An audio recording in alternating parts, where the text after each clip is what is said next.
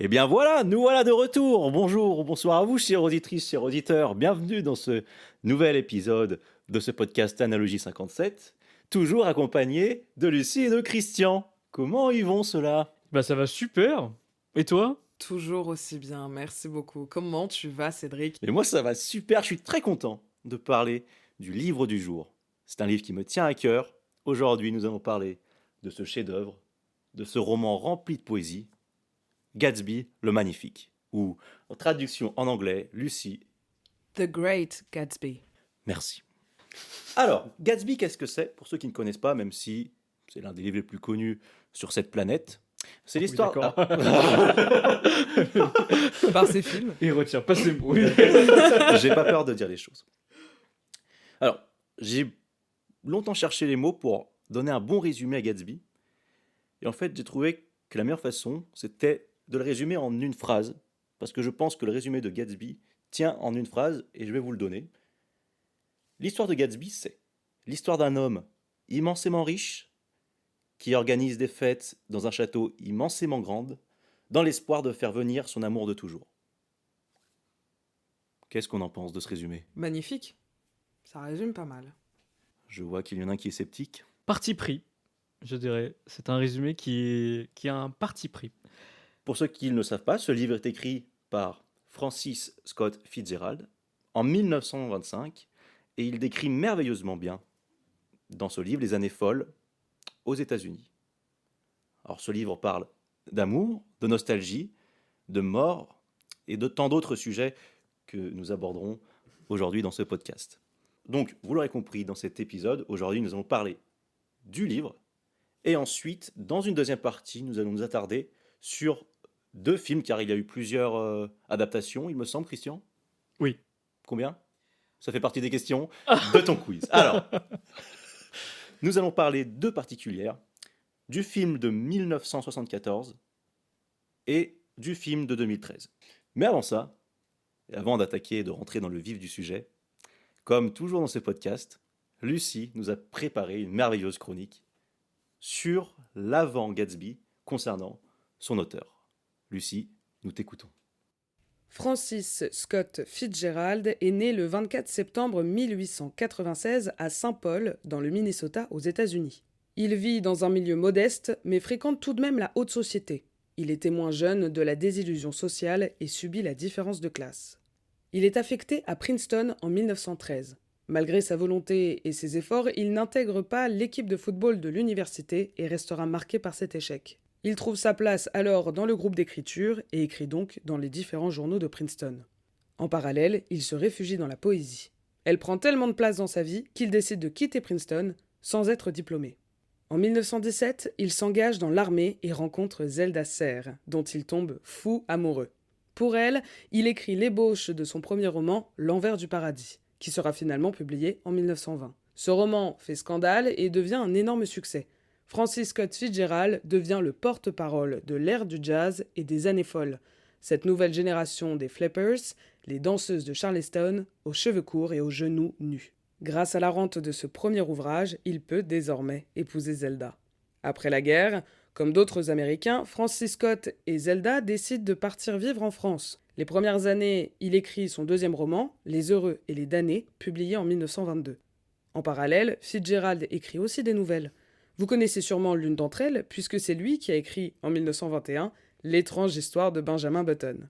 Après 2 romans et plus d'une dizaine de nouvelles, c'est dans le quartier de Saint-Raphaël, sur la Côte d'Azur, qu'il commence à écrire son 3e roman, Gatsby le Magnifique, qui sera publié en 1925. Une histoire qui baigne dans cette nouvelle génération, mêlant amour et différence sociale. Eh bien, merci pour ce résumé sur cet auteur détaillé. Il y aura une deuxième partie, comme toujours, sur l'après Gatsby. Je vais donc pouvoir enchaîner avec ma première question, celle qui ouvre toujours ce podcast. Quel a été votre ressenti durant et à la fin de votre lecture? Et Lucie, si tu veux bien, j'aimerais commencer par toi. Très bien. Alors, pour Gatsby, il faut savoir que je connaissais déjà cette histoire. J'avais surtout vu plus jeune l'adaptation de 2013, que j'avais adorée avec Leonardo DiCaprio. Et lire ce livre, j'étais assez curieuse de découvrir l'œuvre en elle-même. J'ai eu du mal, pour t'avouer tout ça, à rentrer dans le livre. C'est une toute autre écriture. Alors j'avais lu aussi juste avant 2 nouvelles de lui, que j'avais... Enfin, ça allait au niveau de l'écriture. Et là, j'ai eu un peu de mal sur toutes les descriptions qu'il pouvait y avoir. Il y a pas mal de descriptions, mais avec des termes assez spécifiques, en tout cas très précis, et donc ce qui est assez agréable, mais je n'avais pas forcément tout le vocabulaire. Euh, Après, c'est vrai, comme tu l'as dit au début, il y a un côté très romantique, très poésie, qui est agréable, mais j'ai ressenti encore une distance. Je me suis pas imprégnée dans le livre. Enfin, j'étais pas forcément dedans. Il est assez court, il fait 200 pages, donc il se lit assez rapidement. Donc c'est peut-être aussi la. Je l'ai lu en quelques jours. C'est peut-être que ça m'a pas assez donné le temps pour être avec les personnages. Juste, je me permets de revenir dessus. Quand tu dis distance, tu veux dire par rapport à quoi? Moi, par rapport aux personnages. D'accord. C'est-à-dire que par rapport à Shining, le livre qu'on a lu pour le premier épisode, j'étais avec eux et je ressentais leurs émotions comme si j'étais avec eux dans l'hôtel. Là, je lisais vraiment une histoire d'un point de vue extérieur. Et à la fin, j'étais assez triste de cette tragédie, en vrai. Tragédie dans le sens où c'est du côté du destin, en fait, de ces personnages-là. J'étais vraiment triste pour eux. Après, je sais pas si si vous voulez rentrer tout de suite et parler des personnages. Mais moi, par exemple, je trouve que le personnage, par exemple, de Daisy m'insupporte un petit peu. Ah oui, ouais. Bah, je suis un peu d'accord dans le sens où elle paraît assez naïve. Un peu enfantine, non? Trop naïve. Ouais, je l'ai un peu ressenti comme ça. Donc c'est vrai que... Trop naïve et pourri gâté. Oui. Ouais. Et surtout, sans spoiler, et le choix qu'elle fait à la fin ne va pas dans son sens non plus. Même si, enfin, je suppose que c'est dur. C'est une époque où il y avait pas mal de machisme, etc. hmm. Voilà, moi, Bah, je suis un peu déçu d'elle au final à la fin. Ah oui, ah bah clairement. Clairement, moi, je suis tout à fait d'accord. Il y a un peu ce truc de ces... On a l'impression quand même que c'est des grandes personnes. Ils ont des noms, ils viennent de familles riches. En tout cas, ils sont arrivés, ils sont nés sur un plateau d'argent. Et je trouve que Daisy, ça la rattrape. Alors que tout le reste, tout son entourage qui ont baigné dans ces milieux-là, sont, ma foi, un petit peu insupportables. Mais elle, t'as l'impression qu'elle va sortir du lot parce que Gatsby a une adoration pour elle et qu'elle est un peu l'exception. Elle le dit au tout début qu'elle est un peu...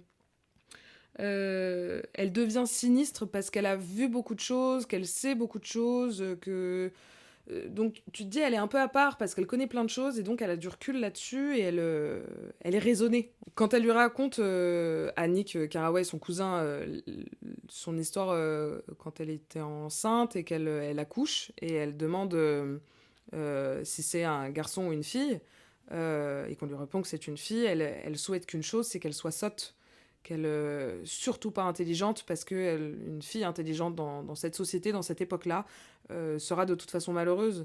Et donc on retranscrit, on se dit ok, Daisy, en tout cas elle est intelligente, elle est raisonnée, elle connaît le monde, avec l'argent qu'elle a eu et l'éducation qu'elle a eue, elle peut voir un peu tout ce qui se passe dans le monde. Et donc on se dit bah, elle est raisonnée, elle est un peu à l'extérieur de ce monde extravagant et hypocrite. Mais finalement, c'est son monde, son enfance qui la rattrape. Mais c'est, en effet, moi, ce que j'ai marqué comme... ce qui m'a vraiment intéressé dans le livre, il y a déjà l'histoire d'amour qui est principale dans le bouquin, mais c'est surtout aussi ces différences sociales que Fitzgerald ne veut sans cesse, en tout cas, défendre. Et c'est vraiment un monde de non Si tu as un nom, tu es quelqu'un. Si tu as de l'argent, tu es quelqu'un. Si tu n'as pas d'argent, tu n'es personne. C'est très ancré à cette période-là et c'est très intéressant de voir ça dans le comportement des gens. L'argent définit quel statut social tu es. Exactement, et tu es dans cette case. Et ça, c'est très très dur. Et c'est plutôt cette partie-là qui m'a intéressé, en vrai. D'accord. Christian, qu'est-ce que tu as pensé du livre? Eh bien, tout comme Lucie, moi j'avais vu le film avec DiCaprio en premier, et ensuite j'ai lu le livre. J'ai eu un sentiment d'être mis à part en termes de classe sociale. Il y avait certes une démonstration de richesse qui me faisait comprendre que c'était un autre monde, mais bien que j'ai vu le film en premier, et là je m'intéresse plutôt à la relation sentimentale qu'il y a entre Gatsby et Daisy, j'avais cet espoir fou, même connaissant la fin, qu'ils finiront ensemble. Et c'est ça ce que quand j'ai lu le livre, j'ai fait waouh, c'est fort parce que j'ai beau connaître l'histoire. Quand je suis en train de le lire, j'ai quand même envie d'avoir cet espoir, j'ai quand même envie qu'ils réussissent à se mettre ensemble, alors que pas du tout, quoi. En ce qui concerne mon sentiment d'après, bah, Cédric, toi, tu parlais de nostalgie envers les personnages dans le podcast avec Shining. Bah, j'ai ressenti exactement la même chose.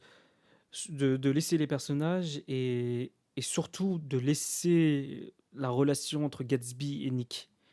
Nick Carraway est un personnage totalement nostalgique dès le début du livre jusqu'à la fin. Oui, Et dans la façon dont l'auteur nous fait comprendre la façon dont il écrit, c'est purement la nostalgie.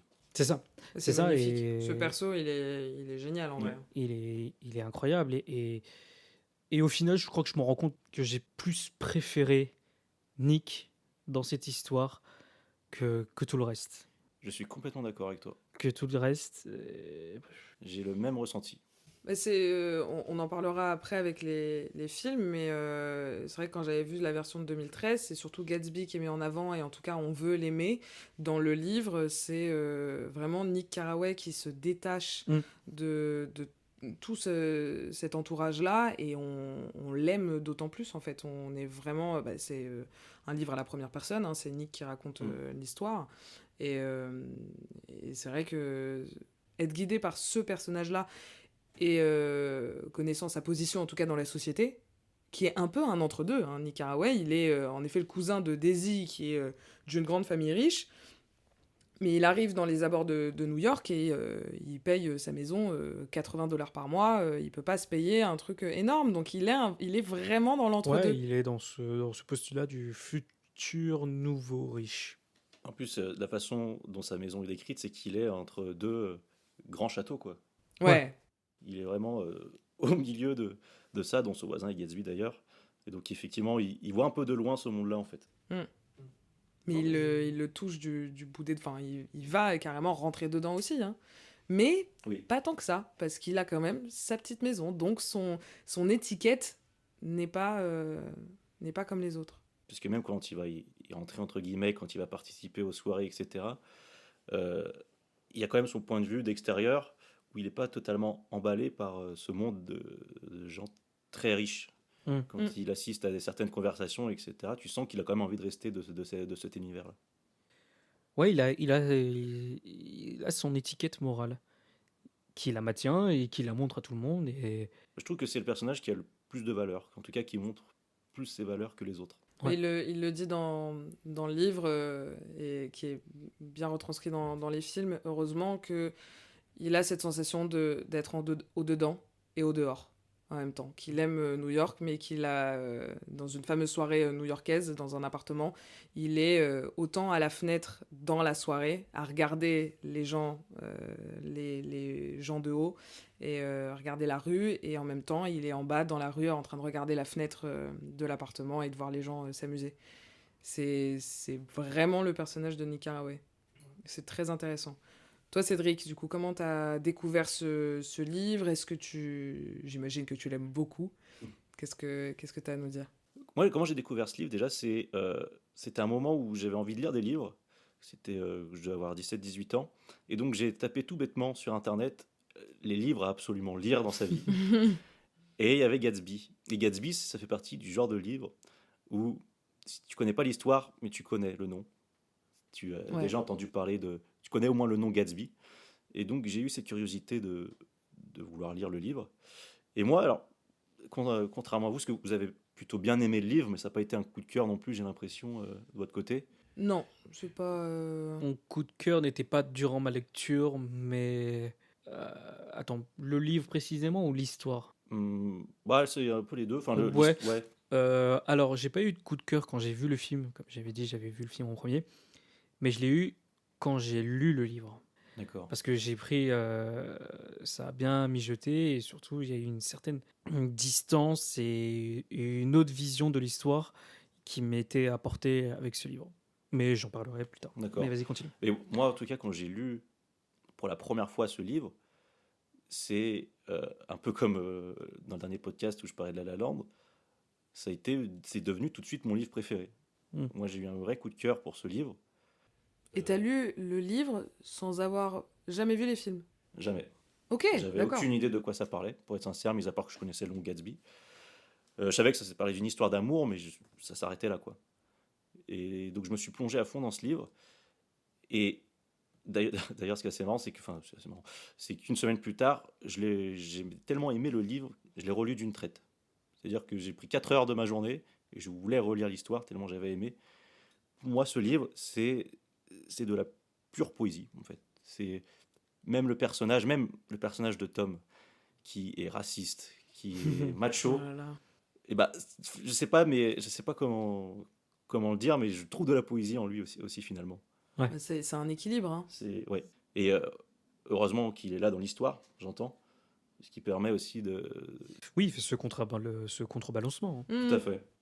Et j'aime aussi beaucoup le personnage, alors je sais pas pourquoi, mais j'aime beaucoup le personnage de Jordan.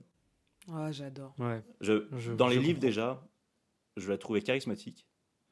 Et les films ont rajouté encore plus de charisme à ça, mais déjà dans les livres, la façon dont elle est décrite, j'adore vraiment ce personnage. Et pareil, bon, là c'est un spoil, mais du coup, Nick et Jordan finissent pas ensemble à la fin. Moi, j'aurais aimé. Oui. Mais j'aimais beaucoup en effet ce passage-là du livre, enfin en tout cas cette trame-là entre Nick et Jordan, où il y a un petit rapprochement, où il y a un truc qui se passe, qui n'a pas du tout été adapté dans les films, et dans aucun des deux. Et j'étais un peu déçue de ça, parce que c'était vraiment une bulle. Là où Gatsby et Daisy, c'est vraiment le monument principal de l'amour dans ce livre.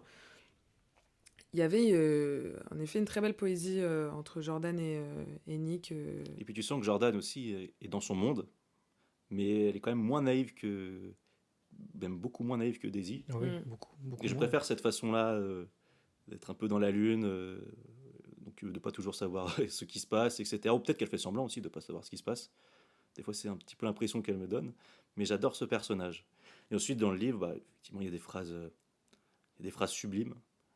Moi, ça m'a beaucoup touché, surtout la fin. Pour la petite anecdote, si je dois parler de tatouage, moi, pendant un moment, je voulais me faire tatouer la dernière phrase du livre. Alors, je vais pas dire je vais pas dire la dernière phrase du livre, mais vraiment tellement ce livre m'a impacté. La dernière phrase, j'hésite peut-être à me le faire tatouer tellement c'est magnifique, quoi. Plus maintenant. Bah maintenant, je sais pas si je me ferai de tatouage, hein. Mais voilà. Et aussi bien Nick que le livre, je trouve qu'il y a de vraies valeurs. Et à la fin, ce qui ressort du livre, c'est qu'il n'y a pas une morale. Le livre parle de plusieurs morales, je trouve. Selon les valeurs qu'on a, on peut s'y retrouver. Et c'est ça qui est assez chouette dans ce livre. Bah, y a un peu ce truc, d'où la distance, en effet. Il y a pas de morale à la fin. T'as plus l'impression d'avoir lu un fait divers. Carrément. Qui va être intense dès le début et aussitôt oublié, alors que ça a été, pour certains personnages, leur vie entière. Et c'est ça qui est fou. C'est que c'est oubliable, et c'est le monde dans lequel ils vivent, et c'est d'autant plus tragique. Christian, tu veux rajouter quelque chose ? Non, pas particulièrement. Non, je reste campé sur le fait que j'ai adoré le personnage de Nick, cette relation qu'il avait avec Gatsby. Et je trouve même qu'elle apporte de l'humanité dans cet univers cynique, tu vois. Elle apporte quelque chose qui est chaleureux et tu te dis, au final, c'est peut-être plus à lui que je m'identifie qu'aux autres personnages. D'accord. Ouais, c'est vraiment la partie humaine de cette société, quoi. Oui. Et oui, pour revenir sur Jordan Baker, j'ai l'impression qu'il y a un plus ce truc de... en fait, contrairement à Daisy... Enfin, comme pour Daisy, en fait, elles connaissent les règles de la bienséance, de la sociabilité, en tout cas pour survivre dans cette société. Mais j'ai l'impression que Jordan, elle a un coup d'avance parce qu'elle connaît les règles et elle sait comment en jouer pour les détourner ou pour les mettre à son avantage à elle. D'où son intelligence un peu de son entourage, en tout cas. Et d'où ce qui... Enfin, ça devient encore plus touchant avec Nick parce que tu te dis, ah, il a peut-être trouvé la faille, il a peut-être trouvé des gens bien et tout. Mais Jordan, elle est très maline. Très, très Oui. maline. Elle est très Je trouve que intelligente. ton propos se résume bien simplement avec la réflexion qu'elle fait avec Nick sur les conducteurs. Ouais. À un Ouais. moment, il lui dit, je sais plus exactement quelle est la tournure de la phrase, mais tout ce passage sur l'être mauvaise conductrice, ou que ce soit finalement l'autre qui est mauvais conducteur, ça résume bien Jordan. Ouais, elle dit, Nick la prévient en lui disant, arrête de... Fais attention, t'es totalement imprudente sur la route. Elle dit, mais non, mais ça va, tant que les autres sont pas imprudents. Il dit, oui, mais même tu pourras avoir un accident. Et elle dit, il faut être deux pour faire un accident. C'est ça. Oui. Et c'est très arrogant, en vrai, de sa part. Elle a un côté très désinvolte. Oui. Mais ça montre bien, comme tu le dis, elle connaît les règles du jeu. Ouais. Je vais donc maintenant poser ma deuxième question. Y a-t-il une scène, une phrase, un moment qui vous a particulièrement marqué, que vous voudriez nous partager, toujours sans trop spoiler, mais un petit peu quand même? Moi, c'est un passage du chapitre 4.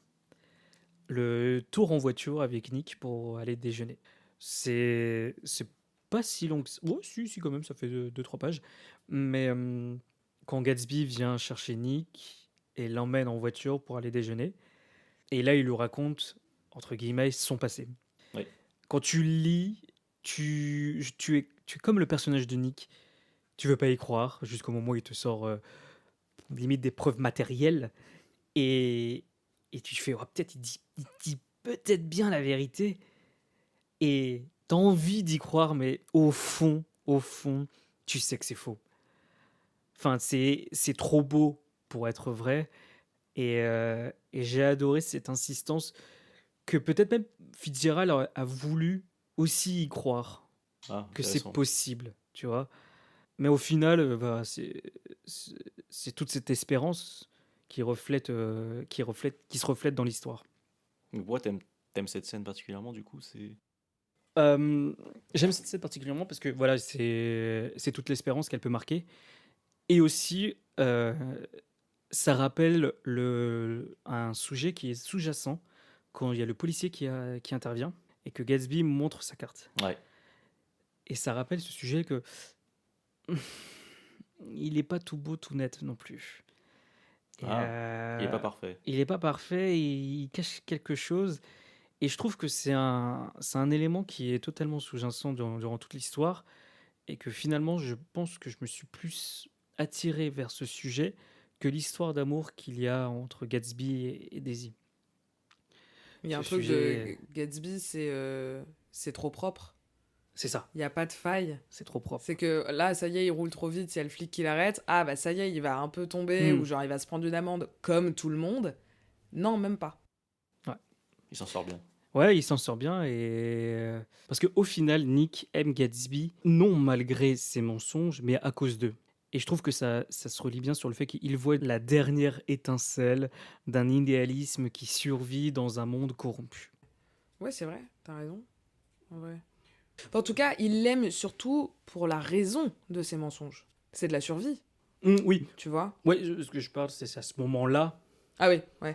Il y a tout ça, mais effectivement, plus tard dans l'histoire, tu comprends que voilà, c'est pourquoi il aime toutes ces raisons. C'est pas il aime les mensonges, parce qu'en fait, là, tous les personnages autour mentent constamment, mais il l'aime lui, malgré qu'il mente aussi, pour la raison de ses mensonges.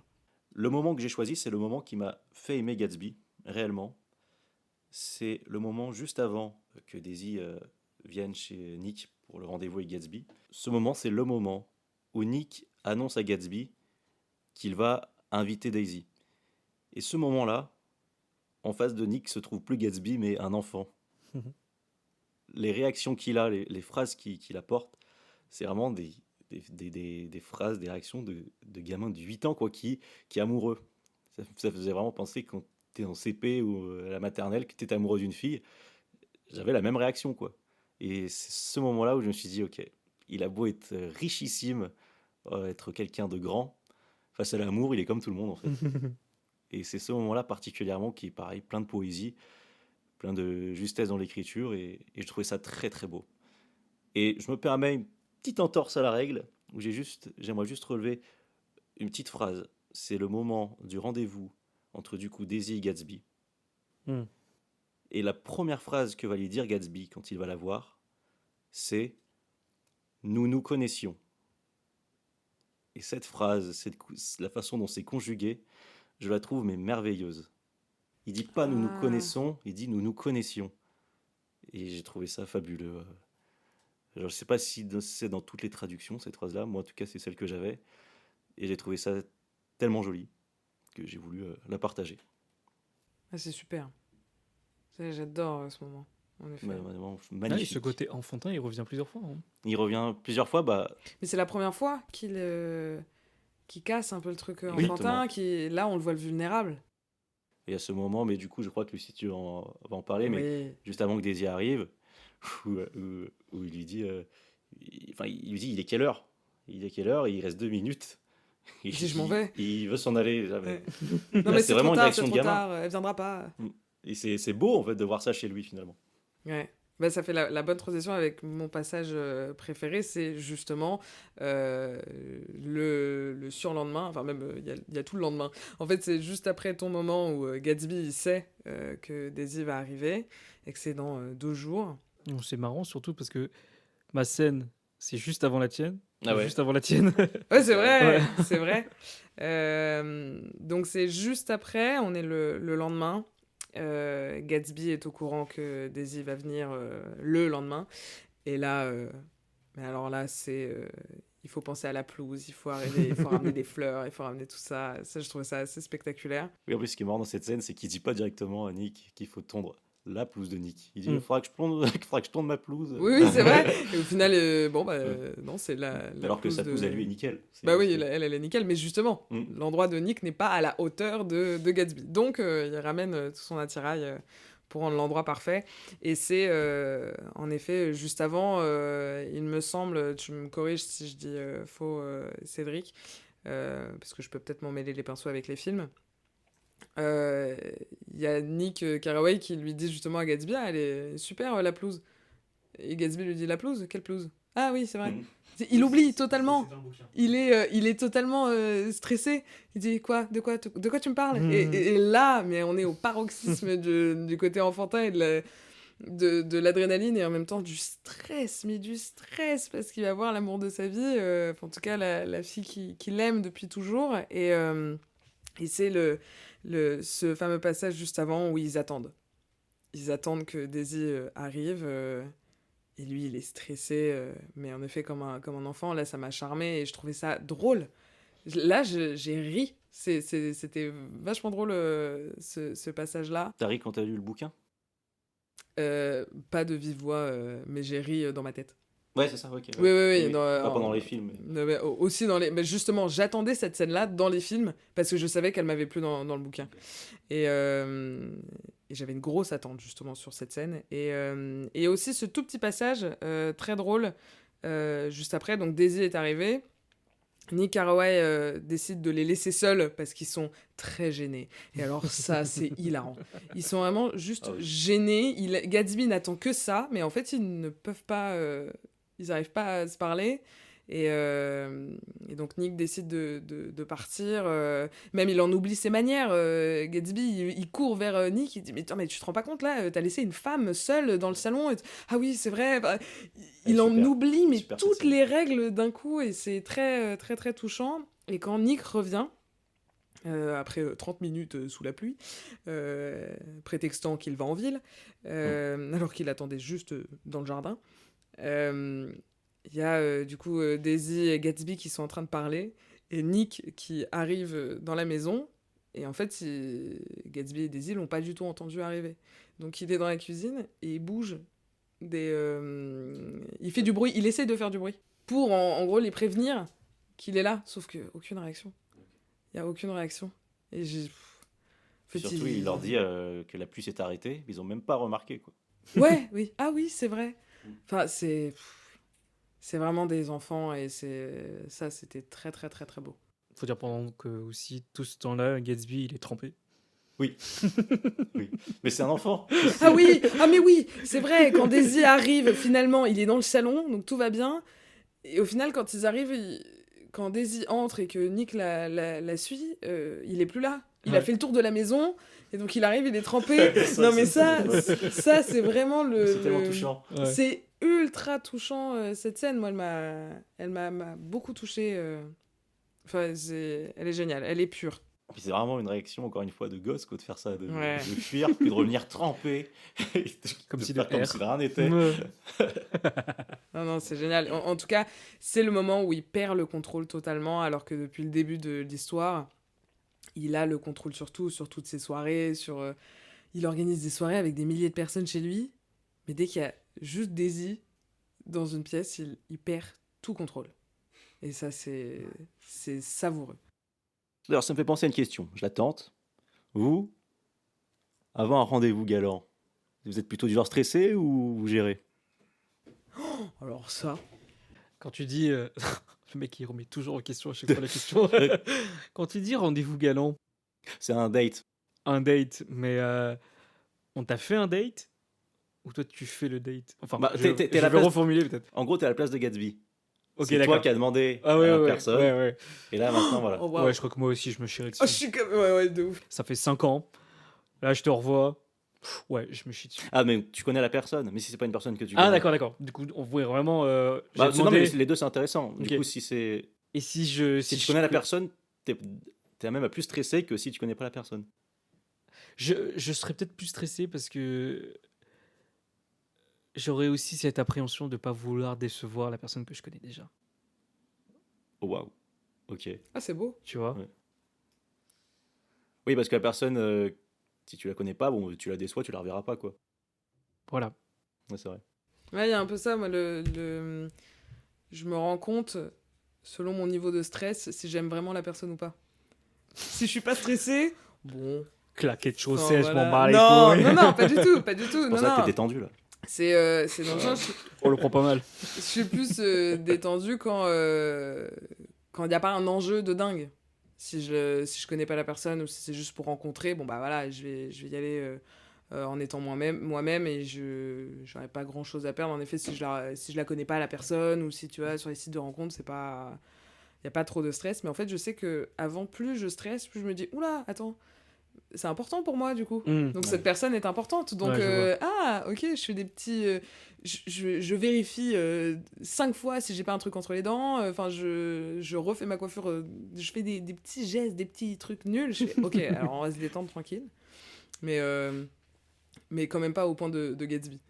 Mais je comprends totalement. En vrai, c'est sa situation il aime une fille, une femme et ça fait 5 ans qu'il l'a pas vue, mais quand ils se sont quittés, bah, ils savaient qu'ils s'aimaient tous les deux. Oh, t'es là, bon, écoute, le stress, il est amplifié, Ouais. amplifié Il a au son max. paroxysme. Ah bah, bien sûr. Et Toi, toi, Cédric, Céd toi, t'es comment? Bah, moi, c'est marrant parce que dans les deux cas, je suis stressé.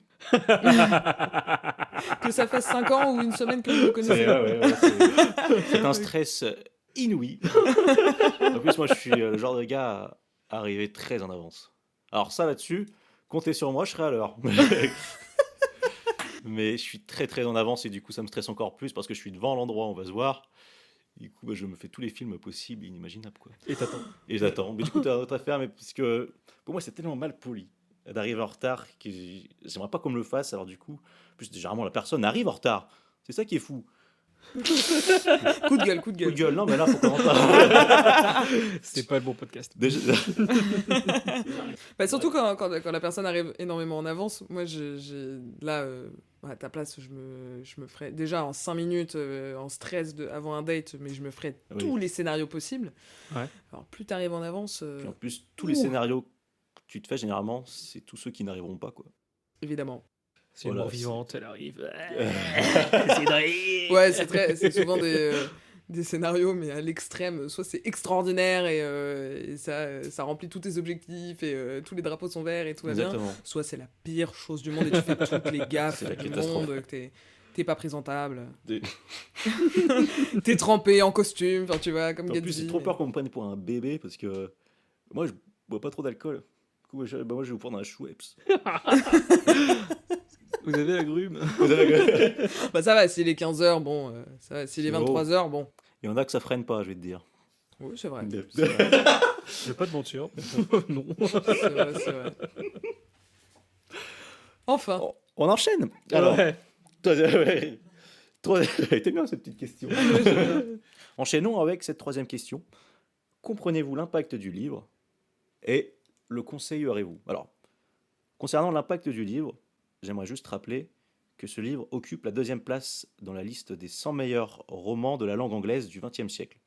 Bon, c'est assez énorme. Et même, je le disais tout à l'heure, surtout c'est un livre, même si on n'a jamais lu le livre, tout le monde connaît le nom Gatsby. Hmm. Ouais, je vous laisse débattre de ça, je vous regarde. Oh waouh. Gros stress. Ah. Non, Moi, mais l'impact et est-ce que tu le conseillerais? Oui, je comprends totalement l'impact. Et pour moi, oui, c'est primordial de lire Gatsby le Magnifique. Primordial, carrément, tu dis le mot. Ouais, carrément, j'emploie ce mot. Je l'impose. Mm. Contrairement à Whiplash précédemment, où c'était pas primordial, là pour le coup, selon moi, c'est primordial de lire Gatsby le Magnifique. Parce que c'est plus qu'une histoire d'amour, c'est une tragédie du rêve américain. Quand je vous parlais du sujet sous-jacent qu'il y a, qui m'a surtout happé, c'est ce sujet-là. C'est l'aspect économique, sociétal, l'argent, la décadence. C'est ce truc qui m'a le plus happé. Contrairement quand j'ai vu le film, j'étais empli par ce côté poétique, amoureux et jovial. Et ok, mais quand j'ai lu le livre, j'ai été pris par l'autre sujet. Et derrière le vernis du succès qui se cache une profonde désillusion morale, Fitzgerald montre que le rêve américain, c'est un mensonge. Tu vois, la réussite de Gatsby se fait par la fraude. Sa richesse n'est plus signe de noblesse morale, parce que c'est de la décadence, c'est les soirées à outrance. Et le bonheur se confond avec la possession matérielle. Et rien que pour ça, c'est un tout en un. Certains verront l'histoire d'amour, d'autres verront le truc sociétal. Oui, il faut lire Gatsby le Magnifique, de Francis Scott Fitzgerald. Waouh, on a affaire à un Christian poète aujourd'hui. Ah bon? Non, mais t'es dans le C'est parce thème, que j'ai- t'es dans le j'ai dit- thème. C'est fou parce que j'ai un peu la même réaction que toi dans le dernier épisode. J'étais là, ah ouais, bah peut-être que je le recommande un peu plus que finalement. Parce que je comprends, je peux comprendre l'impact de Gatsby. Moi, je le recommande de par l'histoire. Mais donc, en fait, l'histoire, ça peut être autant le film, enfin, une des deux adaptations comme le livre. Donc, pourquoi exactement le livre? Là, tu viens de me faire rendre compte d'une chose, c'est qu'en effet, quand j'avais vu Gatsby, l'adaptation de 2013, j'y ai surtout vu l'histoire d'amour. Et qu'en effet, après avoir lu le livre, je vois tout ce côté un peu historique, en fait, des choses des années 20 et de l'évolution qu'il y a humainement sur l'argent, même si on n'a pas tant évolué non plus. Les noms font quand même beaucoup et l'argent beaucoup aussi. Mais en tout cas, dans cette période, c'est très très marqué. C'est toujours trop, je trouve. Enfin, quand tu vois comment c'est décrit, les fêtes, etc., t'en dis, mais c'est trop tout ce que vous Je mettez pense que là. justement, cette période-là a été le pivot, le virage, pour ce qu'on connaît maintenant. Les années 20, ça a été vraiment cette période où l'alcool s'était prohibé et pourtant tu avais cette envie perverse de le boire à fond. Non, mais c'est surtout aussi, il faut se remettre dans le contexte, on est à la fin de la guerre. Fin de la On première. sort Mm. de la Première Guerre mondiale et là, ça y est, on retrouve de l'argent et ça y est, on ressort et c'est la joie. Et donc, il y a une envie d'oublier cette guerre-là et en fait, c'est d'où son nom, hein, les années 20, c'est les années folles. C'est vraiment, on relâche la pression parce que pendant 4 ans, il y a eu la guerre. Et cette période, elle est assez courte parce qu'il y a le krach boursier de 1929, où là, tout s'effondre et on enchaîne avec des années où on va enchaîner avec la Seconde Guerre mondiale, plus tard la guerre froide. Donc il y a eu ce moment de récréation, d'où un peu cette inconscience de chaque personne dans la fête, dans l'abus. Il y a de l'abus tout le temps. Et ceux qui ont de l'argent qui abusent de ça. Oui, en effet, je me suis plus appuyée là-dessus, en effet, sur ce bouquin. En tout cas, ça m'a fait ouvrir les yeux sur autre chose. Donc j'ai vu les films différemment, je vois l'histoire différemment de maintenant. Après, pour moi personnellement, ce côté poétique, il faut que je le relise pour vraiment m'imprégner. Je suis pas forcément peut-être je suis un peu étanche en fait sur ce genre d'écriture, je me suis rendu compte de ça. Même si il y a des moments je voulais, mais il y avait parfois des parties où j'étais limite en train de lutter et je comprenais pas trop. Lutter contre quoi? Lutter pour lire, pour Ah. continuer la lecture La et pour compréhension et tout. la compréhension et puis aussi d'être imprégné par l'histoire. Parfois, je luttais et ce qui m'est rarement arrivé, donc c'est un livre que je relirai.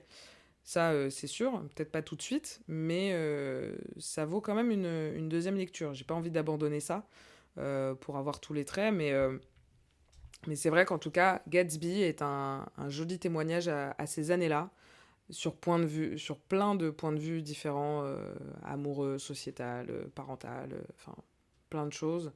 Et, euh, et Fitzgerald le défend très très bien avec cette fiction. Eh bien, moi, évidemment, que je conseillerais ce livre. Je pense que c'est vraiment à lire dans sa vie. Pour le coup, le site que j'avais vu m'a très bien conseillé. Euh, Déjà, sur le comportement humain et surtout à la fin. Alors, comme je disais, il y a beaucoup de morale à la fin. Et c'est surtout, moi, quand j'ai lu le livre et quand je l'ai relu, il y a vraiment à la fin cette façon de se dire quelle personne j'ai envie d'être du coup. Parce qu'il y a toute une galerie de personnages à la fin, avec chacun avec ses valeurs, avec ses croyances, etc. Et moi, je me suis dit à la fin, quel personnage parmi tous j'ai envie d'être au final. Plus chacun ses contraintes, chacun. Donc c'est assez profond, je trouve, comme livre, et enfin, je trouve ça fou qu'à l'époque, il ait écrit quelque chose comme ça. Et du coup, pour moi, c'est pas du tout étonnant qu'il ait eu un tel impact et qu'on en parle encore aujourd'hui à notre époque, quoi. Et donc, lisez Gatsby, ne serait-ce déjà que pour la poésie. Il y a des phrases très marquantes tout le long du livre, des phrases très, très belles, très bien formulées. Et voilà, c'est comme un petit recueil de poésie, mais sur une histoire de 200 pages, quoi. Eh bien, qu'est-ce que j'entends? Je crois que c'est l'heure du quiz. Ah. Petit quiz à choix multiples. Alors, tiens, en rapport plus ou moins avec vos scènes préférées, que casse Gatsby quand il revoit Daisy chez Nick? Une tasse, une pendule, une chaise? Une pendule. Pendule. C'est une pendule, exactement. Et comme dit Gatsby, c'est vraiment regrettable. Ah, j'adore. Alors, peut-on revivre le passé, selon Gatsby? Oui? Non? Avec un bon prix? Ah oui, oui, on peut revivre le passé. Avec un bon prix. Ouais, ouais, je dirais juste oui. Oui. Échange avec Nick et Gatsby, mais on ne peut pas revivre le passé. Mais du coup, alors, pardon, c'est un peu le quiz, mais moi, j'arrive pas à savoir dans cette scène qui a raison, qui a tort. Est-ce qu'il y a déjà quelqu'un qui a tort, quelqu'un qui a raison?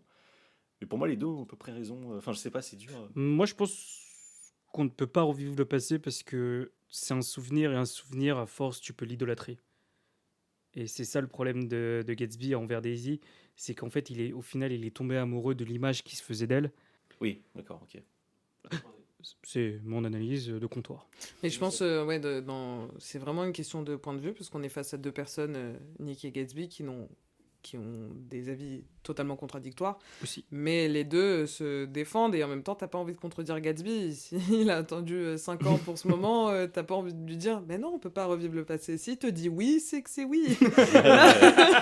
Mais t'as pas envie de le contredire, et en effet, lui, il est resté dans ce passé-là. C'est Daisy qui a vécu sa vie, elle a toujours les mêmes sentiments, mais après, je vais trop raconter l'histoire, mais il y a quand même 5 ans qui se sont passés. Mm. Les gens changent. Les gens changent, en effet. Parmi ces adaptations, laquelle n'existe pas? Un téléfilm? Une série? Une BD? Ah, Laquelle n'existe pas? Ah là, elles peuvent toutes exister en vrai. Téléfilm? Série? BD? Ah, Je dirais série.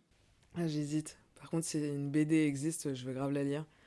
Mais non, je pense que c'est la série qui n'existe pas. Un téléfilm est sorti en 2000, réalisé par Robert Markovitz, avec comme personnage Toby Stevens dans le rôle de Gatsby, Mira Sorvino dans le rôle de Daisy et Paul Rudd dans le rôle de Nick, notre cher Ant-Man. Tu rigoles. Mais Ah. surtout l'amoureux de Phoebe dans Friends. Et aussi... J'ai spoilé. Oh mince, tu spoil les dernières saisons. Exactement. Attends, tu spoil une autre série dans un podcast sur Gatsby. Le téléfilm n'a pas eu énormément de budget. Il est un peu plat, selon les critiques. Même les critiques ont été très dures envers Toby Stephens et Mira Sorvino, les interprètes de Gatsby et Daisy, qui ont jugé leur jeu extrêmement plat. Contrairement à Paul Rudd, qui lui n'a eu que des éloges. Waouh. Et une BD en 2013. Yes. Attends, mais super. Transposition dans la Chine des années 2000. Cette Quoi fois-ci, on ne retrouve pas Gatsby, ni Nick, ni Daisy aux États-Unis, mais en Chine dans les années 2000. Oh, c'est fou. Sympa, hein? En vrai, Mais donc... 96 pages. je suis assez curieux de voir le truc quand même. Ah ouais, mais... 13 balles. Et donc, comment 13 balles 13 balles. Ok. Je t'avais dit 13 pages. Ouais, c'est- Donc, 96 C'est pages très et peu. 13 balles. Ok. Mais est-ce qu'on peut considérer ça comme une adaptation? Il s'appelle toujours Gatsby, Il s'appelle Gatsby le Magnifique. D'accord. C'est une retranscription et c'est retranscrit dans On change d'époque et on on change change de d'époque, pays. de lieu et de pays. Ok. D'accord. Donc avec d'autres problématiques, on va dire. Exactement. Mais un fil rouge. Ok.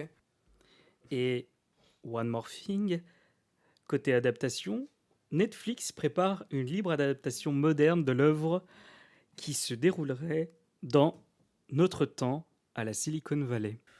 Waouh. Le projet est en développement, affaire à suivre. Netflix a confié ce boulot à Stephen Kagan, qui a réalisé Syriana. C'est En Stephen 2005. King, Christian. Et cette fois-ci, les soirées champêtres totalement folles des années 1920 seront des soirées totalement entre milliardaires de la haute société de l'industrie. D'aujourd'hui? Ouais, dans la Silicon Valley. Waouh. Ok. Contemporaine. Contemporaine totale. Donc un film qui arrive sur Netflix, c'est ça? Exactement, il est en développement. Stephen Kagan a fait le pitch et Netflix a totalement adoré. Ils ont demandé un scénario. Waouh. Ah oui, d'accord. Donc oui, c'est vraiment lancé, quoi. Oh oui, c'est Ok. vraiment... Génial. Super. Et ben, on en apprend quand même. Gatsby conduit 2 voitures dans le livre. Et parmi celles qui y figurent, laquelle Jaune. ne conduit pas?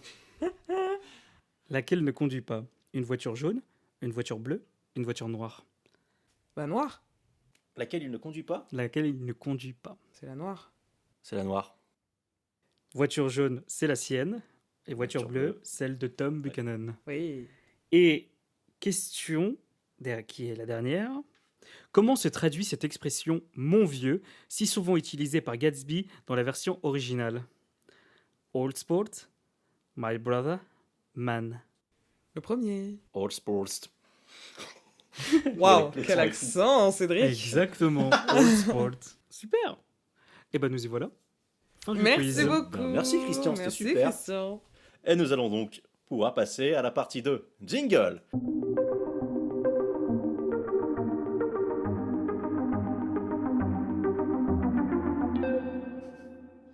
C'est donc parti pour la deuxième partie. Restez avec nous, chers auditeurs, car nous n'en avons...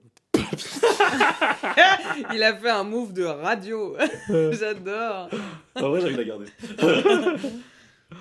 C'est donc parti pour cette deuxième partie. Restez avec nous, chers auditeurs, car nous n'avons pas fini. Mais avant de nous attaquer au film, Lucie va nous parler de Fitzgerald après Gatsby. Après sa sortie, Gatsby le Magnifique apporte de bonnes critiques, mais les ventes ne décollent pas. En tout cas, pas assez aux yeux de Francis Scott Fitzgerald. Il doit continuer à écrire des nouvelles pour vivre, et c'est à partir de là que sa vie commence à dégringoler. Son succès ne dure qu'un temps, celui des années folles, puisqu'elle passe de mode aux yeux du public, et Fitzgerald devient invivable depuis la tromperie de sa femme. Quant à Zelda, malgré sa persévérance dans le monde de la danse, la peinture et la littérature, elle n'atteindra jamais la célébrité qu'elle désire. Et c'est à cette même période que sa schizophrénie est diagnostiquée. Après plusieurs années de tournées dans les cliniques psychiatriques pour sa femme, de soucis financiers, de dépression et d'alcoolisme, Francis Scott Fitzgerald réussit à écrire son 4e roman, Tendre et la nuit, publié en 1934. Cette histoire est notamment inspirée de sa femme Zelda, sa schizophrénie et de leur relation. Zelda perd la tête et Francis Scott tombe dans l'oubli. En 1935, il est atteint de la tuberculose et tente de se suicider, en vain. Il commence à écrire son 5e roman, Le Dernier Nabab, qui restera inachevé, puisque c'est en 1940 que Francis Scott Fitzgerald meurt à l'âge de 44 ans d'une crise cardiaque. Quant à Zelda, elle trouve la mort en 1948 dans un incendie qui ravage le sanatorium où elle est internée. Ce n'est que bien plus tard, après la Seconde Guerre mondiale, que Gatsby le Magnifique rencontre un franc succès. Il est aujourd'hui traduit dans 42 langues et s'est vendu à plus de 30 millions d'exemplaires, un chiffre qui continue d'augmenter avec 500 000 exemplaires supplémentaires chaque année. Merci Lucie pour cette conclusion sur cet auteur fabuleux. Nous allons donc pouvoir parler de 2 films que nous devions voir pour aujourd'hui, pour le bien du podcast. Premièrement, Le Gatsby de 1974, réalisé par Jack Layton, avec dans le rôle de Gatsby Robert Redford, et dans celui de 2013, réalisé par Baz Luhrmann, avec dans le rôle principal Leonardo DiCaprio. Christian, je te laisse commencer. Dans la première adaptation mentionnée, celle de 74, moi j'ai trouvé que dans ce film il y avait plus de retenue, que c'était un peu plus raffiné que de la version 2013, où là on est dans la décadence, dans l'exubérance qu'il y a. Dans 74, il y a un rythme qui est assez lent, contrairement à cet effet jazz qui, tiens, on retrouve aussi dans Whiplash, ce rythme effréné, tel que le jazz et le charleston, dans la version de 2013. Je n'ai pas tant aimé que la version 74, contrairement à la version de 2013. Je trouve que ce côté pailletant et foisonnant que le livre nous offre n'a pas été si bien retranscrit dans celle de 74. Cependant, je peux quand même lui donner cette force qui, au final, est pour moi incroyable, c'est l'ouverture du film avec la voiture. On voit la voiture jaune dès l'ouverture du film. Oui, c'est vrai. Et ça m'a direct fait penser le fusil de Tchekhov. Ah, intéressant. Ouais. J'avais pas vu ça comme ça. Ok, ouais. J'ai trouvé ça super fort. En 74, moi j'ai éprouvé aucune sympathie pour les persos. C'est ça qui est un peu dommage. Robert Redford interprète de manière convaincante Gatsby, certes. Alors oui, c'est complètement différent de celle de DiCaprio, mais elle reste néanmoins convaincante. Toi, Lucie ? Alors ouais, pour les films, pour l'adaptation de 1974, j'ai trouvé que c'était la plus fidèle. Enfin, quand je l'ai vue, je me suis dit, oula, il y a carrément des phrases qui sont reprises du bouquin. Ok, on est sur une adaptation très fidèle, mis à part quelques exceptions, évidemment. Et malheureusement, dans le film de 74, j'ai retrouvé un peu cette distance que j'avais eue avec le livre. En fait, j'avais pas forcément d'empathie, en effet, comme tu disais, avec les personnages. Robert Redford, il est formidable dans ce rôle-là, et tu comprends pourquoi il a été casté pour ce personnage de Gatsby. Daisy m'insupporte dans ce film-là, mais c'est le personnage, c'est pas tant l'actrice. En tout cas, d'autant plus dans cette version-là que celle de 2013. Ah oui. Ouais. Là, sur 74, déjà, j'étais pas dans l'histoire d'amour de 74. J'y ai limite pas cru. Il y a quand même des moments d'accord, mais j'étais pas dedans. Et oui, Daisy paraît totalement naïve, et donc je n'arrivais pas à comprendre Gatsby, pourquoi il l'aimait et pourquoi il l'attendait depuis 5 ans. Contrairement à 2013, où là, Daisy et Gatsby, je suis en empathie totale avec eux. Et c'est là que le film fait sa force, c'est l'histoire d'amour entre les deux. Tu comprends totalement pourquoi Gatsby a attendu, pourquoi Daisy flanche rien qu'en le revoyant. Enfin, c'est très très beau et très coloré aussi. Le 74, c'est en tout cas une texture beaucoup plus pastel. C'est dû aussi à l'époque, avec les moyens, les caméras de l'époque, mais la couleur est beaucoup plus fade qu'en 2013. Oui. 2013, les couleurs sont saturées de dingue. 74, la musique, elle est vraiment d'époque. Mais les personnages sont assez similaires. Quand tu les vois danser, c'est en effet toujours la même danse. Les personnages sont assez... voilà, il n'y a pas d'extravagance dans ces personnages-là, contrairement à 2013, où en fait tu regardes chaque coin des plans où tu as des figurants, tous les personnages sont différents. Ils ont toujours bien sûr le même style, ils sont dans l'époque des années 20, mais tu vois des personnalités dans chaque figurant. Là où c'est plus impersonnel au niveau de 74. Et ouais, au niveau de l'adaptation, je dirais qu'en effet 74 reste la plus fidèle. Malgré certaines différences. Il y a 2013, ils reprennent parfois mot pour mot. Il y a des scènes... Ouais, non, alors attendez. Que je me remets en question, parce que 74, il y a des scènes qui ont été recréées entre Daisy et Gatsby qui sont sous-entendues dans le livre. Ouais. Gatsby dit au bout d'un moment dans le livre, bon, j'ai changé de personnel parce que Daisy vient de temps en temps à la maison l'après-midi. 74, ils ont choisi le parti pris de recréer ces scènes-là, de les voir ensemble. En effet, contrairement à 2013 où ils le montrent pas tant que ça, je crois. Ou c'est que des petites images par-ci par-là, mais c'est pas des séquences entières. Oui, c'est vrai que dans la version de 2013, le personnel est assez discret. Oui, c'est ça, mais je veux dire, non, mais je parle des scènes entre Daisy et Gatsby. 74, ils ont carrément recréé des scènes entre Daisy et Gatsby qui ne sont pas écrites dans le livre. Oh là, On va dire qu'ils ont développé quelque chose que Fitzgerald n'a pas écrit. Ah, peut-être, je m'en souviens même plus. Pour vous dire, je m'en souviens même plus. En tout cas, ma préférence, c'est le film de 2013. Mais là, point de vue totalement subjectif, parce que je trouve qu'elle n'est pas très... Il y a cette différence aussi de la musique et des soirées. La musique n'est pas du tout celle des années 20. Très contemporaine aussi. On est vraiment dans une version très modernisée de Gatsby. D'où le fait que je trouve que 74 est plus fidèle, en tout cas à l'époque. D'accord, je vois Au ce que niveau tu de veux dire. l'époque, là, 2013, c'est très modernisé. Mais on a à peu près cette patte-là des années 20. Mais, en tout cas, les deux sont assez fidèles au livre. Pas mot pour mot, évidemment pour des questions de faisabilité, j'imagine, et de rythme de scénario, parce que c'est pas du tout la même écriture. Mais on s'y retrouve.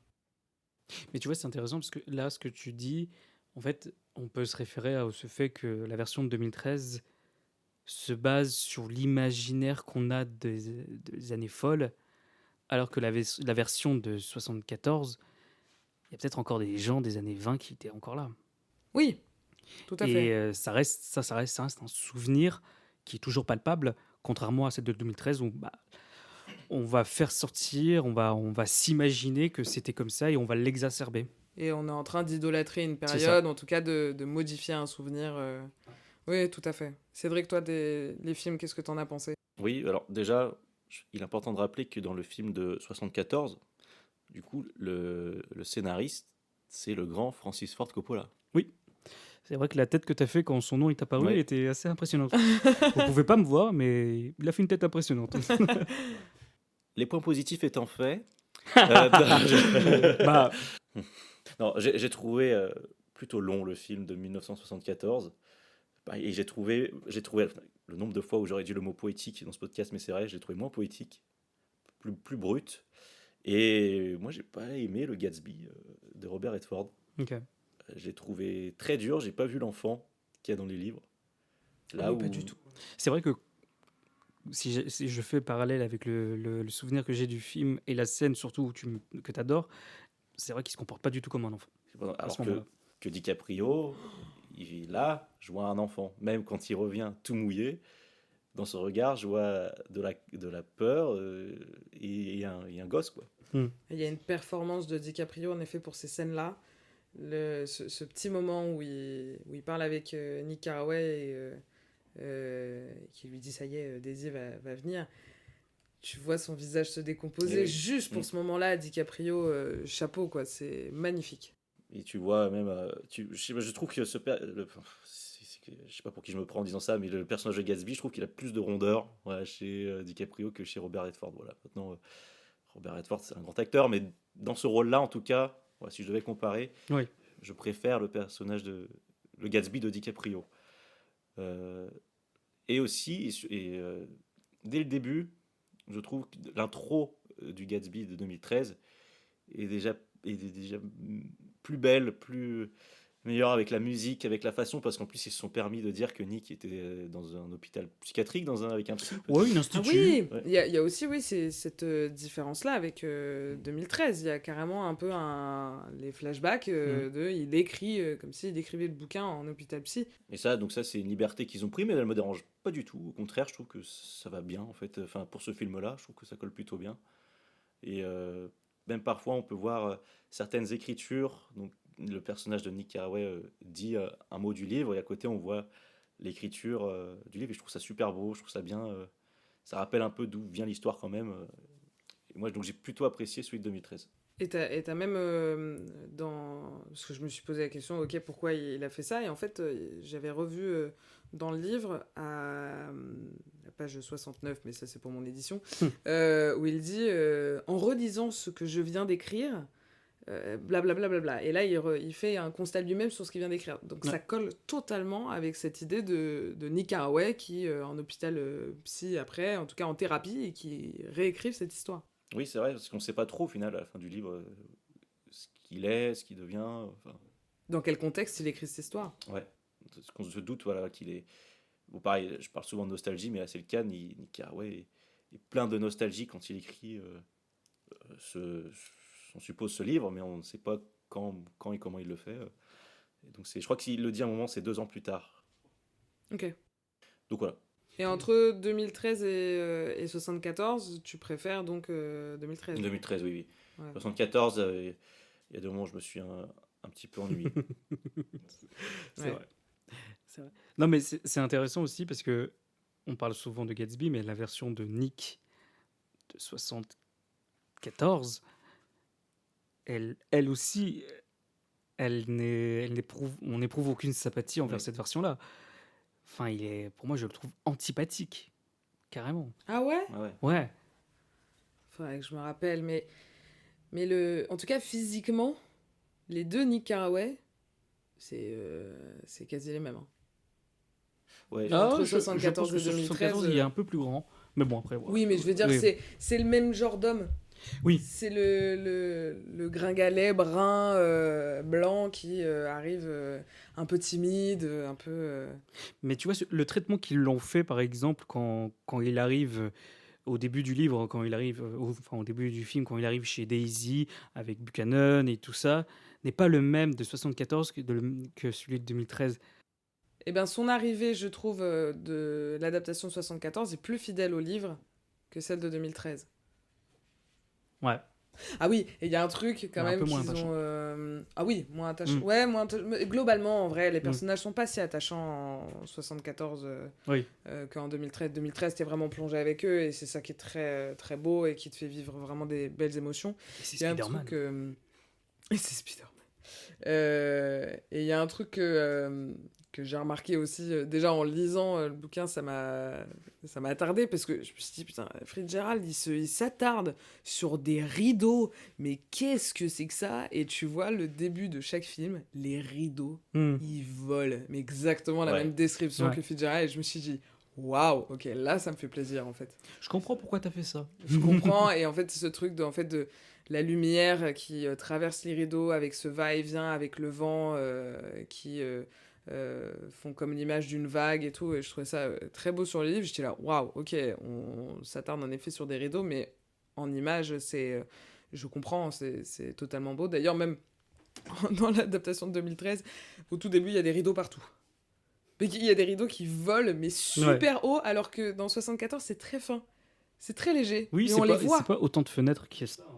Non, mais on les voit quand même, les rideaux. Là, 2013, c'est vraiment genre, Ouais. allez hop, Ah oui, on oui. met des rideaux Ça vole. partout.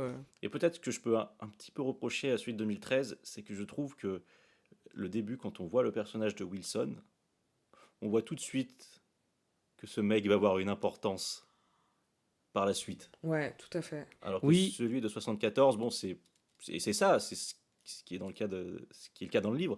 C'est un personnage lambda, enfin, c'est Monsieur Tout le Monde. Mm. Là, dans celui de 2013, on dit bon, lui, c'est sûr qu'on va le revoir, qu'il va avoir une importance à un moment donné. Mais c'est aussi un problème je pense aussi de casting. Parce que malheureusement, quand tu mets un acteur qui est plus ou moins connu dans ce genre de personnage, tu sens qu'il va apporter quelque chose, Ah, qu'il va oui. faire quelque chose de plus. Mais non, mais surtout que cet acteur, je le connais pas forcément. Ouais, Mais je sais ok. pas, il avait une allure de lui, il a une importance. Je sais Ok. pas, dans les yeux, déjà, il a des yeux bleus. Ouais. Mm. Non, mais dès le regard, tu sens qu'il y a un truc. Ouais. Mais je suis assez d'accord, les Wilson de la version de 1974, je les ai préférés. Oui, Au Wilson de 2013, Ouais. parce que la version de 2013, je trouve les deux ils sont assez caricaturaux, et c'est vraiment des pantins. Bah, en vrai, les Wilson sont des pantins dans le livre aussi, mais je sais pas, dans 74, la femme est plus... elle veut pas être juste un pantin ou juste une chose. Il y avait un truc, voilà, une relation qui se créait. En effet, le Monsieur Wilson, c'est Monsieur Tout le Monde. C'est vraiment Monsieur Tout le Monde qui a sa situation et qui est triste. Et en fait, il se fait dépasser par le monde qui l'entoure. Et j'ai trouvé beaucoup plus touchant dans 74 que dans 2013. Bah oui, et puis surtout que si tu connais pas l'histoire, tu te dis peut-être que tu penses pas que tu vas forcément le revoir après, quoi. Oh, pas du tout. Ouais. Pas du tout. Tout à fait. Ah, alors, moi, j'ai envie de souligner un point qui pour le coup, m'a fait regretter qu'il n'était pas dans la version de 74 et qui est dans la version de 2013. C'est quand Nick, Tom et Madame Wilson vont dans leur appartement. Ils vont dans le deuxième appartement de Tom et ils font la fête, tatati. C'est là que Nick se bourre la gueule pour la deuxième fois. Mm. Juste ce passage avec l'un des invités qui a la mousse à raser sur le visage, qui est dans la version de 2013 où il l'enlève et qui n'est pas dans la version 74. Rien que ce petit passage-là, je me suis dit, j'aime pas la 74. Pour ce détail. Pour ce détail. Ouais. Mais parce que j'ai trouvé ça, en fait, ce détail, c'est tellement important en plus dans le livre parce qu'il en parle et il dit, putain, mais je te vois avec ça et tu peux pas l'enlever. Et là, au bout d'un moment, je me suis levé et je l'ai enlevé, cette foutue tâche. Ouais, surtout en vrai, en 2013, c'est un peu passé à la trappe. C'est en partant, Oui. le mec est déjà à terre, un peu à moitié dessapé et tout, et juste il lui enlève, mais on n'a pas, si t'as pas lu le livre, on n'a pas du tout Ouais, l'impression, c'est pas cette intériorité. la sensation, pardon, qu'il l'a depuis le début de la soirée. Mm. D'ailleurs, quand ils achètent le chien, dans 74, tu vois tout le passage où ils achètent le chien et tout ça, et dans le 2013, c'est zappé. Ouais. C'est totalement zappé. J'adore cette partie, j'adore la Jordan Baker de 2013, Oui. Française. même si... qui est française. Cocorico. Même si 74, je me suis dit, ah, elle est pas mal, en vrai. C'est peut-être un des personnages que je préfère dans 74. Et quand j'ai vu 2013, j'ai fait, ok, en fait, Jordan Baker, j'adore ces deux persos. Et j'ai adoré le passage où elle dit à Nick que Gatsby veut voir Daisy et qu'elle lui raconte tout. tout ce passage-là, un peu, ils sont en terrasse, ensuite ils passent dans les rues, il y a des flashbacks, Ah il y a oui. des trucs comme Ouais. ça. Le montage, il est superbe. L'expression de Jordan Baker quand elle lui explique tout avant de prendre le taxi, c'est superbe. Franchement, chapeau pour ce passage-là, parce que il faut que ce soit très clair à ce moment-là, sinon tu comprends pas la suite de l'histoire. C'est vrai. Et cette partie est super bien montée. euh, et même, comme tu l'as dit, le jeu de DiCaprio, franchement, il est saisissant, même quand ils sont au resto le midi, après cette balade en voiture, là. Et t'as Tom qui arrive dans le resto. Mm.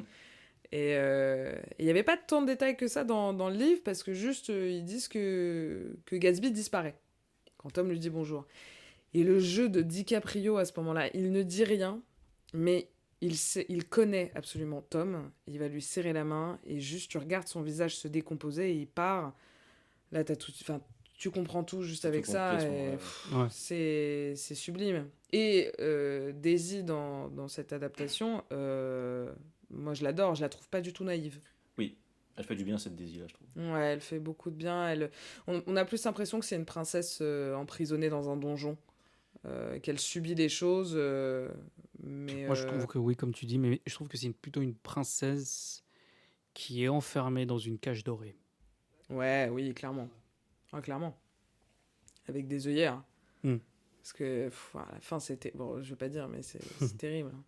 Et le personnage de Jordan, je trouve que la version 2013, physiquement et de comment elle se tient, comment elle est habillée, je trouve que c'est vraiment celle que j'avais en tête quand je lisais le livre, quoi. Mm. Je trouve vraiment qu'elle est ressemblante à la description du livre. Ok. Ah, ça, c'est cool, ça. Cette sensation de tu lis un livre, tu imagines un perso et tu le revois Oui. dans le film, c'est très agréable. Mais il n'y a aucun des deux films qui a adapté, en tout cas, qui ont développé ce petit fil entre Nick Carraway et Jordan Baker. Peut-être parce que ce serait trop dans l'histoire, Ouais. en film. En vrai, peut-être. Mm. Parce que déjà, les films, ils font tous les deux 2h15, 2h20, un truc comme 2 ça. heures, ouais, 2h20. Ils font 2h20, ouais. Ouais, Ouais, 2 heures, c'est ce les qu'on avait deux. remarqué, 22, 23, 2h23 chacun. les et- deux. Ouais, c'est Vraiment. impressionnant. Mm. Comme quoi. Ils ont Faut déjà, oui, ils ont mis un peu de tout. Après, bien sûr, on peut partir sur une grande fresque de l'histoire qui pourrait durer jusqu'à 3 heures. Et là, oui, tu intègres la relation, le flirt entre Nick et Jordan. Je devrais dire, tu devrais même l'intégrer si tu fais une version aussi longue de 3 heures, quoi. En soi, pour conclure ces deux adaptations, on recommande plus 2013, en tout cas, Oui. pour avoir. Est-ce que pour vous, c'est un intérêt de voir celle de 74 objectivement? Bah, si vous aimez vraiment l'histoire, oui, c'est bien c'est bien de la voir. Moi, je suis content de la voir quand même. Mais sinon, si vous voulez découvrir Gatsby ou si vous avez bien aimé l'histoire, mais sans plus, regardez pas. Ouais, Ouais. tout pareil. Il y a plus peut-être ce côté de cette version de 2013 qui est beaucoup plus modernisée, en tout cas, que 74. 74, vous allez entendre du Charleston tout le long. Ouais. Là, celle de 2013, vous ne retrouverez pas ce genre de Ouais, ça. musique. C'est plus vraiment du style jazz, mais c'est de la pop, en fait. Ouais, c'est du jazz électro, hein. C'est de l'électro, de la pop des années 2010. Donc c'est très contemporain et les plans sont magnifiques, ça joue très bien et la lumière verte est très bien représentée dans 2013 et ça c'est magnifique. Lucie, Christian, à votre avis, il est l'heure de quoi maintenant? Nos recommandations. Nos recommandations. Recommendation, pour ceux qui sont plus anglais que nous. Ok. Alors, vas-y. Ça veut dire personne. Cédric, toi, tu recommandes quoi? Ah oui. Eh bien, merci de me lancer, Christian. Avant de vous faire ma recommandation, j'ai besoin de vous faire une petite entrée en la matière. Il y a quelques années de ça, je me suis rendu compte que certains films me rendaient profondément nostalgique. Certains films, certaines séries, où quand j'avais fini, j'étais profondément triste et profondément nostalgique, mais très fort. C'est-à-dire que j'étais vraiment en totale déprime. Il n'y a pas très longtemps, j'ai cherché à savoir ce que c'était. C'est quand même bizarre que ce genre de choses m'atteigne autant. Et je me suis rendu compte que ce sentiment, ça s'appelle la nostalgie post-film. Donc c'est le vide que l'on ressent après avoir quitté un univers qui nous a profondément touchés. C'est un mélange entre la nostalgie, la gratitude et le manque d'un monde qui a l'air plus vrai que réel pendant un instant. Eh bien, c'est ce qui m'est arrivé après avoir vu la série que je vais vous conseiller aujourd'hui. Série qui m'a été conseillée par une personne que je n'ai vue qu'une fois dans ma vie. Euh, et elle m'a laissé ça. C'est assez, je trouvais ça assez beau de dire parce que je n'ai vu cette personne qu'une seule fois. On a parlé un petit peu et elle m'a conseillé cette série. Je ne l'ai plus jamais revue de ma vie, mais il m'est resté quand même de cette discussion cette série. Et cette série, ça s'appelle alors, elle a un petit peu, alors elle a fait beaucoup parler d'elle il y a quelques années. Elle s'appelle Normal People, donc, qui est sortie en 2020, et je ne savais pas au moment où je regardais la série, mais qui était un livre à l'origine. Donc c'est une série de 12 épisodes, d'environ 30 minutes chacun. Donc cette histoire se déroule en Irlande et suit la relation compliquée entre Marianne et Connell depuis qu'ils sont au lycée, jusqu'à leurs études universitaires. Pour ma part, tout simplement bouleversant. Donc le lien avec Gatsby, c'est que c'est une très très belle histoire d'amour, qui m'a particulièrement touché parce qu'elle est compliquée. Et c'est ça qui fait que c'est une belle histoire d'amour. Et dans le personnage de Connell, nous avons l'acteur Paul Mescal, qui s'est fait ces dernières années énormément connaître, que l'on a pu voir dans Gladiator 2. ou Sans jamais nous connaître. c'est tout, c'est tout ce que j'ai. Non, et il est fabuleux dans ce rôle. Et ce que je préfère particulièrement dans cette série, ce sont les dialogues. À l'époque, et je suis le premier concerné, à l'époque où l'on vit, moi qui suis un drogué au téléphone, où malheureusement, c'est vrai, ça m'arrive quand je regarde un film, de regarder mon téléphone parfois, et c'est totalement irrespectueux de faire ça. Si un jour je fais un film, je détesterais que des gens regardent leur téléphone pendant que je passe mon film. Là, cette série, et pourtant c'est beaucoup de discussions, beaucoup de dialogues entre deux. Je ne regarde pas une seconde mon téléphone. C'est-à-dire qu'il y a des moments, il y avait des discussions, ou des fois c'est des discussions de 10 minutes. Je n'ai pas lâché l'écran, je n'ai pas lâché un mot de ce qu'ils disent. Je suis totalement avec eux et c'est carrément bien écrit. Les personnages sont totalement attachants. Et voilà, et c'est à la fin de cette série que je vous conseille grandement. Moi, j'ai eu ce sentiment, voilà, où j'étais très nostalgique. Ça fait partie de ce genre de série où j'y repensé des jours et des jours après, même des mois après, où j'écoutais la BO, et j'étais un peu triste, voilà, de quitter ces personnages aussi. Donc voilà, je vous conseille cette série sortie en 2020, Normal People. Je pense que vous ne serez vraiment pas déçus. Et c'est une très belle histoire d'amour. Waouh, j'adore. Sympa comme Ça recommandation. donne envie. Hein. Très sympa. Vas-y, Christian. Moi, ce que je vous recommande, c'est un livre d'Ernest Hemingway qui est Paris est une fête. Également, comme Gatsby, on se retrouve dans les années 20, mais cette fois-ci... À Paris. À Paris. Oui, ça va être à Paris. Parce que si l'un raconte le rêve brisé, l'autre raconte la mémoire de ceux qui ont rêvé. On est plus dans l'art, la peinture et la musique. Avec Hemingway, on est dans une quête de vérité et d'authenticité. Le plus fou dans ce bouquin, et c'est pour ça que non seulement il ne faut pas lire Paris est une fête après Gatsby le Magnifique, mais vous devez lire Paris est une fête après Gatsby le Magnifique. Et pourquoi ça? Parce que dans Paris est une fête, Hemingway a une conversation avec Fitzgerald. Et tu Excellent. comprends que Gatsby n'est pas une invention abstraite, mais le reflet intime d'une âme blessée. Voilà ce que Hemingway nous propose, parce que il propose une survivance du rêve à travers la mémoire et l'art. Et ça nous en bouche un coin. Tu m'as coupé la chic. Ah ouais. Ah waouh. Ok. Ça donne envie. Combien de pages? Il fait environ 200 pages. Ok. Ok, super. Plus ou moins la même taille que Gatsby le Le Magnifique. Gatsby, ouais. Exactement. Ok. C'est un roman autobiographique. Ok. Enfin, c'est une autobiographie fictionnée. Romancé en tout cas. Voilà. Ok. Où Hemingway est à Paris. Et pour la dernière recommandation, alors, moi je vais vous recommander un film qui est sorti en 2021 qui s'appelle Illusion perdue, réalisé par Xavier Giannoli. Donc c'est une adaptation du roman de Balzac éponyme. Et en gros, je vous lis le petit synopsis. Alors, Lucien est un jeune poète inconnu dans la France du 19e siècle. Il nourrit de grands espoirs et veut forger son destin. Il quitte l'imprimerie familiale de sa province natale pour tenter sa chance à Paris au bras de sa protectrice des arts.